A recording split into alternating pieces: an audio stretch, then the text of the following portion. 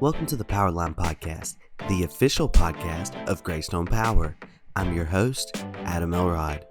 On this month's episode, we're talking about texting our members about outages with Manager of Engineering Seth Mitchell. So let's jump right on in to episode number 22 of the Powerline Podcast. At GreyStone, we are always looking for ways to make our members' lives better. Our guest has been working on a new texting project to do just that for our members. Today, we're talking with the Manager of Engineering, Seth Mitchell. Seth, welcome to the podcast. Hey, thank you, Adam. Can you give members a little information about what your role entails at GreyStone? Sure. So, as you stated earlier, I'm the engineering manager here. So, I have the engineering department, our field engineering group, as well as our GIS department that reports to me directly. In my role, obviously, we do a lot of engineering. So, new construction, subdivisions, different things like that, commercial industrial customers that come onto our system. My group helps design the new facilities to get to their group, as well as a lot of our mapping software is maintained in our GIS department as well. So we also put together our 4-year work plan. So we kind of make construction plans on what we're going to build out for the next 4 years to make our system more reliable, as well as our long range plan and the expected growth within our service territory.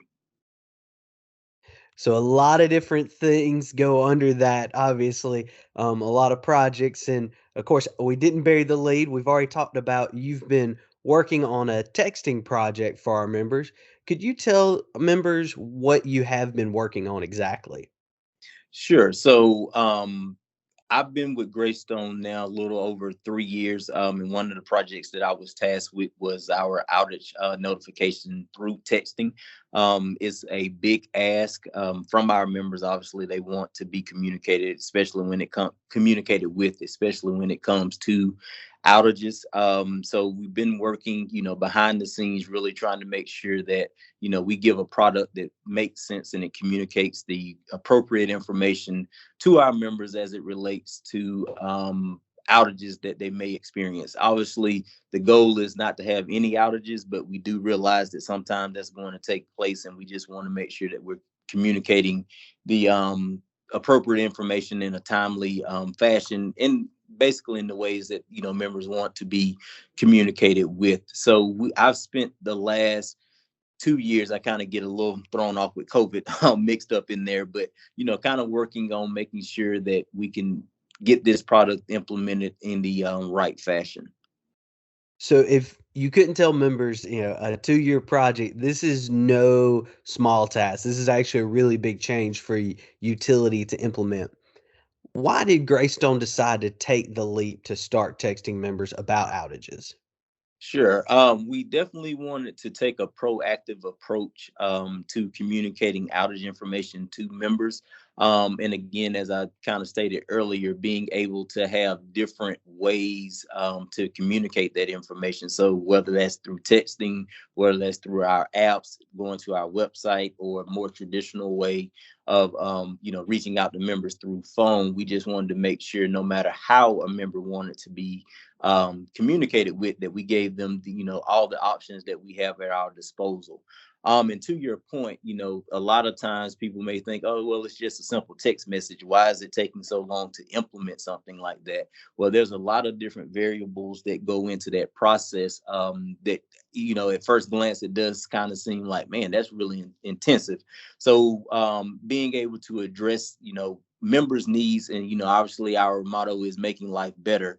One way that we feel like we can do that is having proactive communication to our members, probably in some more, I'm going to say, stressful times when they're out of power, because we all realize that energy and being able to turn on the light switch, having the air work or the heat work is very critical, and especially probably not even being able to not even have to say this, but having the internet at our disposal is a big thing, and obviously power is a big part of that. So We just wanted to make sure that, again, we can implement products and services that will help, again, communicate that message. Looking forward to it, and I'm sure any member hearing about this new offering is going to want to take part. How will members gain access to these outage text messages? Well, they actually won't have to do anything if they're an existing member. They will be auto enrolled into the product. And obviously, if they do not want to be a part of the service, they will have a way to opt out. Once they're enrolled, they will receive a welcome message from us, letting them know that they have been auto enrolled into the outage notification service. That sounds like a perfect way to do it. We can't make life much better than just saying, "Hey, you don't have to do anything. We'll do the hard part for you. We'll get you taken care of." And as Seth said, if you don't want to be a part, when you get that welcome message, you can obviously unenroll as well. Now, as we're talking, it's raining outside. We've got a pop-up shower, and summer is upon us, which will bring potential storms. When will members start receiving these text messages? Our goal is to start going live with the outage text messages mid-June. There was some internal training that had to take place, and we're finishing that up and wrapping that up now. And all is going well with that. So our go live date should be mid-June. So not too far away for anybody listening to this podcast. Now, Seth, I ask everybody the exact same last question. Is there anything else you'd like to tell our members? I think, again, this is a big decision for the co-op, but I think it will be a beneficial one long term. And we definitely appreciate feedback. So if this service isn't meeting your needs, definitely communicate that. We can make the necessary adjustments as we move forward. But again, we understand that, the power industry in general is a changing landscape, just with everything else that's going on in the world. And this is our way, through technology, trying to, again, make lives better for our members and communicating that critical information that they need. Well, Seth, I can't thank you enough for your time and looking forward to this project, and I appreciate you being with us today. Thank you for having me on, Adam. Well, that is all the time we have today. Thank you so much for joining us for episode number 22. Make sure you hit subscribe so you get each new episode directly into your podcast feed. And rate us 5 stars so other members will see the podcast jump up in their feed as well.